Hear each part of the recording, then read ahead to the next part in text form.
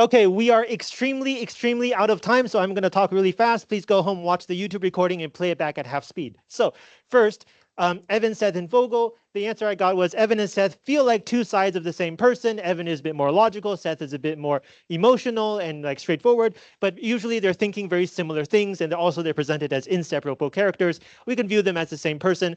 Vogel, on the other hand, is completely different. He doesn't have a lot of backstory. He doesn't seem to be a fully realized human character in this movie. He doesn't have other social ties.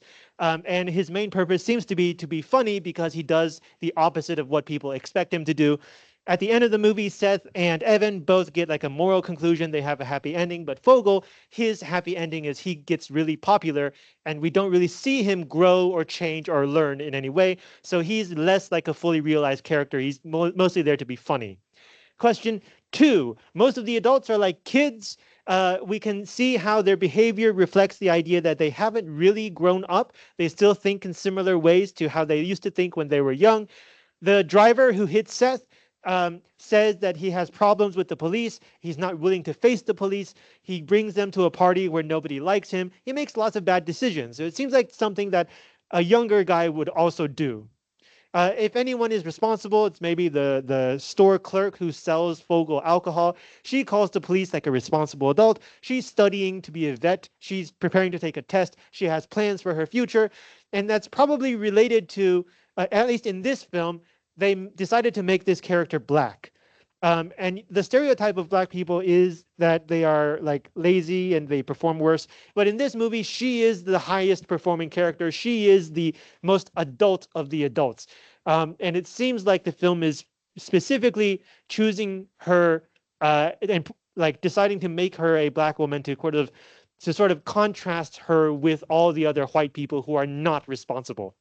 Finally, there is the home economics teacher that Seth argues with.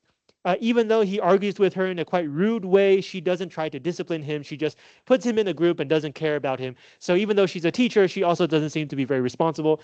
And that group thinks it's mostly because she's probably tired. She had to deal with him for 3 or 4 years. She doesn't want to deal with him anymore. Question three.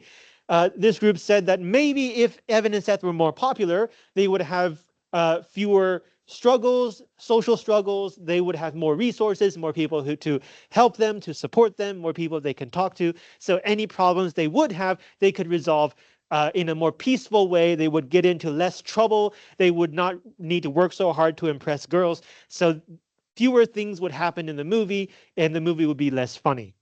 Question four. That group says that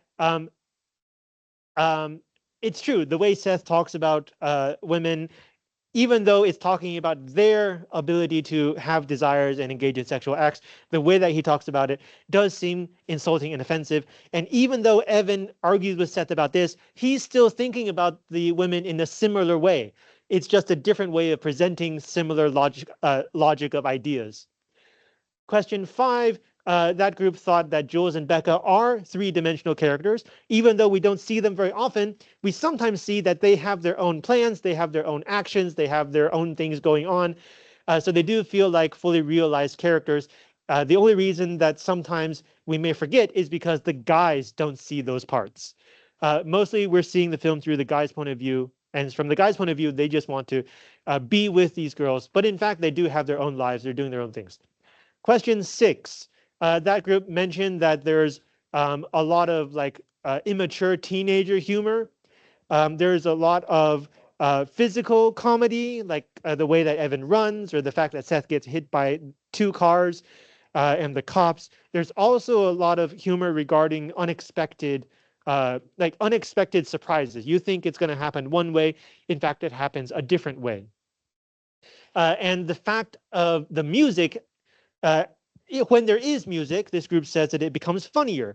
And because a lot of the jokes in this movie don't have music, in fact, it makes it less funny.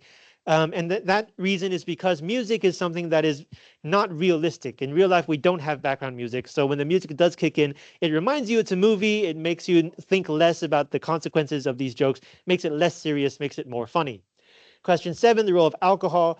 Of course, when they drink it, they do more crazy stuff.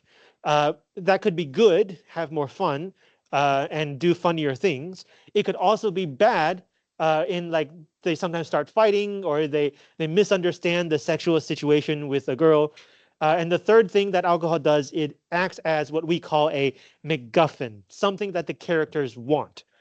So a lot of the movie revolves around the guys trying to get alcohol and trying to bring it to the party. That helps keep the movie going. Okay, see you next week.